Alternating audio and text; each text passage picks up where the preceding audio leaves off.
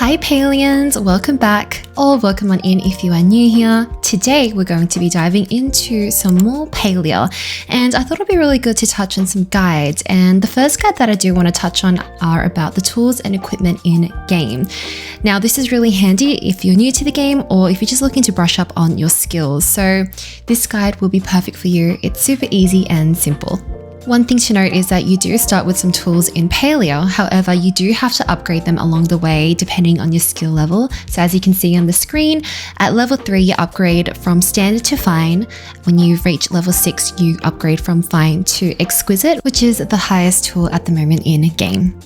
In this guide we'll be covering mining, hunting, bug catching, fishing, and gardening as well as foraging. So without further ado, let's get into it.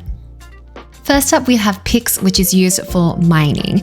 Now, mining is super easy in the game. You probably notice the nodes such as the copper or the clay that's in Kilima, as well as iron and pallium in Bahari Bay. However, you may notice that it can be a little bit difficult to find these rare nodes. So I definitely recommend using this ore compass to make your life a little bit easier. And in order to craft this, you would just need to head over to Hodari, aka Hodaddy, and head over to his mining guild store. And from there, you can basically purchase the recipe and craft as much as you need it. To use the ore compass, you simply just have to equip it. So you just go into your inventory and activate it by right-clicking, or depending what you are using, if it's a Switch or PC. And basically from there, you just have to follow the directions, and it's really easy. As you'll note at the top of the screen, you can see a compass with different pick symbols and meters. And basically it just shows you where the rare nodes are. As you just saw earlier, I opened up the map where you're able to see all the icons scattered across the map as well. And you can actually pin this so you can focus on a particular node without getting too overwhelmed. Basically, the closer you are to a node, the stronger the signal you'll get. And this is definitely a game changer, and it makes your experience in Palia a lot more seamless. Also, add a quick courtesy, when you do find anything that's of a rare kind, I definitely recommend letting the server know. They have input coordinates now in the maps, so just open up the map, check out the coordinates and pop it in chat so that people don't miss out, as you'll notice the pallium will start to flash, which gives them only a short-lived time to actually be able to obtain it. And you will notice the more mining that you do, you may get lucky in finding some other rare items such as gemstones as well as gold. Next up, we have bows for hunting. Now, we're probably familiar with all the different arrows that come with hunting. I'll quickly go through that, but basically fine arrows are great. They're a regular arrow that deals with high damage, so you don't have to use as much. Dispel arrows are really useful as they deal with high damage for magical abilities for powerful creatures such as your magic mujins or your disco deers, aka the magical Cernuks. And slow down arrow basically does a similar thing to the fine arrow, and it just slows them down so you don't lose them, and it's much easier to hunt for them. Now, what I really want to focus on is the Hunter's Horn, and this is actually really essential for hunting, especially for magical creatures. It's great for an avid hunter in Palia, especially if you want to upskill, but it's more than just a weapon, it's actually an instrument, and it's a great way for you to find those rare creatures.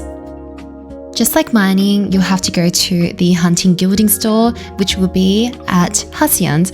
So make sure to reach out to Hacian and open up the store. You can purchase the recipes, and if you have spare medals from your achievements or from hunting with friends or anything like that, you can also obtain other items there too. Equipping the Hunter's Horn works exactly the same way as mining. You just have to activate it from your inventory and you'll hear this horn sound. And voila, you'll be able to see it again on the maps, on your compass, on the top, the signals, how many meters you are from the different magical creatures. But it's really simple to use. Make sure you follow it. It's great to play with friends, and happy hunting. Another courtesy note I did forget to mention actually earlier is you can also craft fireworks or even flares, and these are great for different loots, especially rare loots, like in this case for the disco deer. So it's good to also note the coordinates and shoot a flare just in case anyone does miss out or is nearby and can grab it. It's time for some bug catching. So with belts come with smoke bombs. And smoke bombs are really useful because they actually daze the bugs, and depending on the type of smoke bombs that you select and craft depends how long they are dazed for. This basically stuns them and slows the bugs down so you can catch up, throw more smoke bombs and obtain them.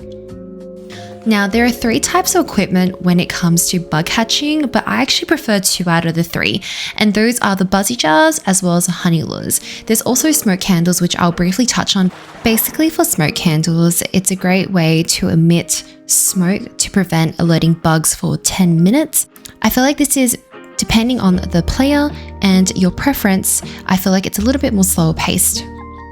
For the buzzy jars, it basically allows you to track rare insects for 15 minutes, and this works exactly the same as the hunter's horn as well as the orb compass. So you're heavily relying on signals, icons on the maps in order to track these rare bugs. For honey lures, you just basically need to place them on the ground and it lures as much insects within the vicinity and for a short period of time, generally around 15 minutes as well. I love this personally. It's one of my favorite equipments. I love using it with friends. It's such a fun way to gather people together, even others in the servers as well. And you just basically have a whole group of people throwing smoke bombs at a bunch of different insects. It's also a great way to obtain flower seeds to propagate back in your own plot, and also a chance to get a cute plushie. And you guessed it, you need to go to the bug catching guild store, which is at Orni's, in order to obtain the recipes for these equipments. Now it's time for some fishing, but before we jump in, I do want to discuss that there are different types of hooks. There are major and minor hooks, and these are types of boosters to help you when you are fishing. I highly recommend jumping in and checking out the descriptions yourself. This is at the fishing guild store, which is at Ina's. And it honestly just depends on the type of hook you find will work best for the type of fish that you are going for. To equip these boosters, you can only do it one at a time, and it works the exact same way as you activate with any other equipment. Once you are happy with the booster that you have chosen, make sure to also equip the different baits. So there are glowworms as well as normal worms, or just the hook itself, so no bait. I'll explain how to obtain worms towards the end of the fishing segment, but basically once you attach it, you fish as normal and it gives you a chance to get different types of fish. Generally, no bait means you'll get a common fish, worm bait means you'll get an uncommon fish, and when you attach a glowworm, you'll get either a rare fish or an epic fish. You must be wondering, how do I get glowworms or worms? Well, basically once you reach a certain level in fishing, you can obtain the worm farm recipe from Ina to build it. And from there, you can use star quality meats in order to get glowworms and regular meats in order to get normal worms. We are now up to foraging, and with foraging, I honestly do get lost in the source quite frequently. It's so easy to get distracted with a mushroom or a sundrop lily or anything that's lying around, so I really find it useful using a dowsing rod. And a dowsing rod definitely helps you gather more of the rare items such as flow trees, bright shrooms, or even the dragon's beards, and we all know how difficult they are to find. I personally struggle with this the most. I can never find them across the coast of Bahari Bay, so dowsing rods will be your best friend. And for the recipe, you just have to head to Ashura's at the Foraging Guild store, which is at the tavern in Killamur. Lucky last, we have gardening. Now with gardening, it also works well with fishing. As you noticed from the fishing segment, you did notice some fertilizers, and I think the most important thing when it comes to gardening in Palia is that you use the right fertilizer. But just as a quick summary, you begin with the Quality Up fertilizer at level 4, which you can get from Badger's Guild store. And then once you have your worm farm or glowworm farm, you can then obtain the Harvest Boost fertilizer or Speedy Grow fertilizer, or both. And for the general store, you can purchase the Weed Block fertilizer as well as the Hydrate Pro fertilizer, so you don't need to water your crops as often. A neat trick that I would advise is to definitely stack up your fertilizers. If you got too much growing in your worm farms, for example, or you have too much in your inventory, definitely stack it up. And this is a great way to get new fertilizers without having to purchase them. Last but not least, after a day full of adventures, make sure to repair your tools because you do not want them to be breaking. But that is all for today. Thank you so much for watching. I really appreciate it. Be sure to like, subscribe, and also leave a comment below for what kind of guides you'd like to see next. And I'll catch you on the next one. Bye!